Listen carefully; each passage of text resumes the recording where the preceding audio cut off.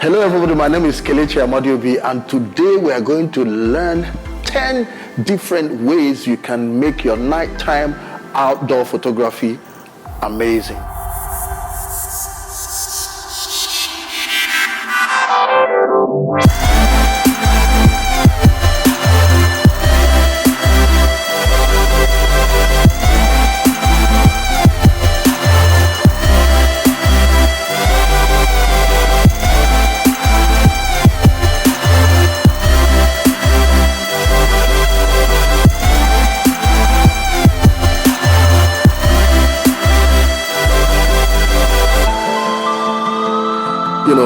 Why do you want to do this kind of work? Well, maybe you're doing a daytime shoot and you run out of sunlight. What do? Do you pack up and leave? Or maybe you want to spice up your photography. Try something new, something different, and maybe you could find a new style. Nighttime photography provides a few challenges. One of the major challenges is motion blur, and this happens as a result of you trying to slow down your shutter speed to let in more light. Well, the other big challenge is what is called camera noise. Now, this happens when you take your ISO way up. Now, the ISO makes the camera more sensitive to light. Right now, we're shooting at ISO 125. Now, what will happen when you take your ISO way up to, let's say, 25,000? Now, you can see the quality of the picture has changed for the worse. At the end of the day, what you're getting is this very ugly little blotches dancing around the picture. This also happens in your still photography. Now I'll tell you how to avoid that. Number one, use prime lenses. Now, what are prime lenses? Just those lenses that have one focal length. At the end of the day, these lenses are a little pricey, but they are worth it.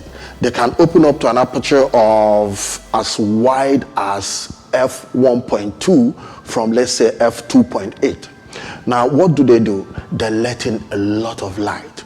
They let in light, making it easier for you to, expose properly in the night, then helping you to avoid those two problems of camera shake and high ISO. So, to get a good advantage, start looking at all those prime lenses like, the 50mm, 1.4, 85mm, 1.4 for Nikon, 200mm 2.0. All these lenses, they help you at night because they got more clearer glass that lets in more light. Point two is, to take care of camera shake, we need one item that will always help.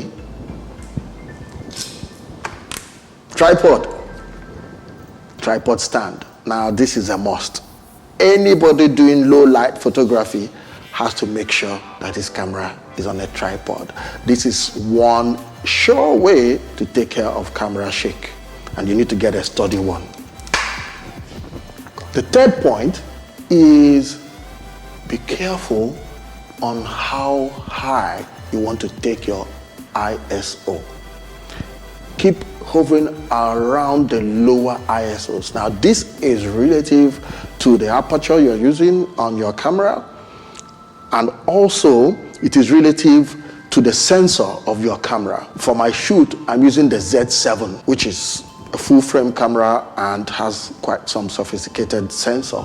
So you could go up to as much as 800 before you start getting camera noise. I don't know, maybe even as much as 1,000. So the lower you can handle this, the better for you. Now, the fourth point is make sure you use your aperture wide open. So the more you open up the aperture of your lens, the more the light will come in.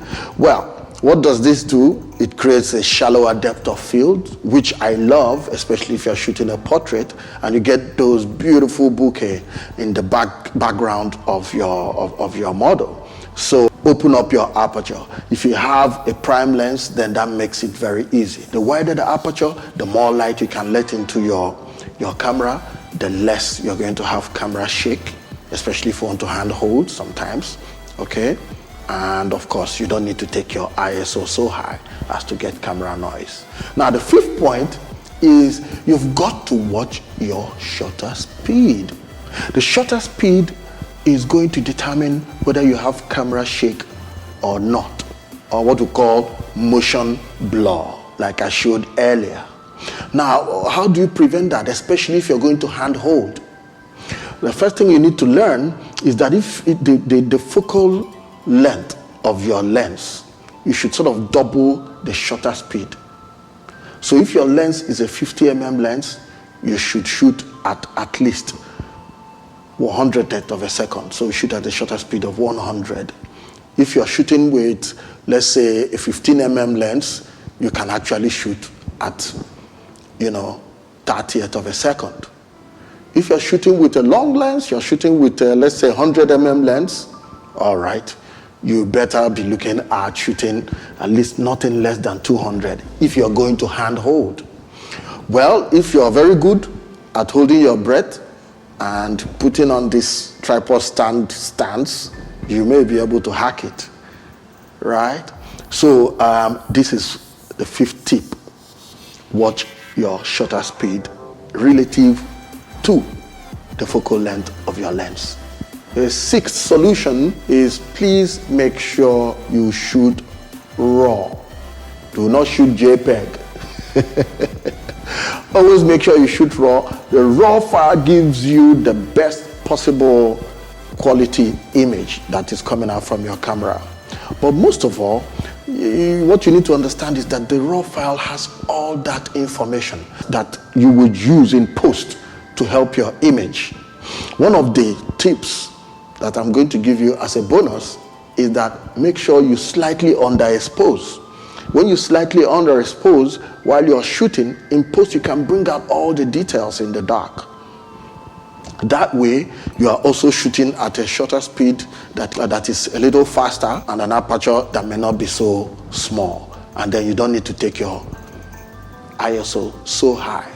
But if you're shooting RAW and you slightly underexpose, you can change the white balance, you can change the exposure without having camera noise. The 7th tip is to watch the direction of your light. Even though you're shooting in low light, it's also important to understand how the light affects your main subject. So, if you have a fluorescent light, if you have little lights all over the place, like a Christmas tree, like for instance in this particular one at Prime Chinese, I am shooting with the model in an environment with little lights, all these Christmas lights all intertwined on a tree. And what I'm doing is to place the light in front of the model and the model close to the light to give me enough illumination. Now, what has this done? I'm watching out for my main light, and my main light is this nice yellow light on the model. And it's so important. If you look at this other shoot, I'm shooting at the beach. There is a nice fluorescent light that just happens to be perfect for the model, and I'm putting the model close to its nice light.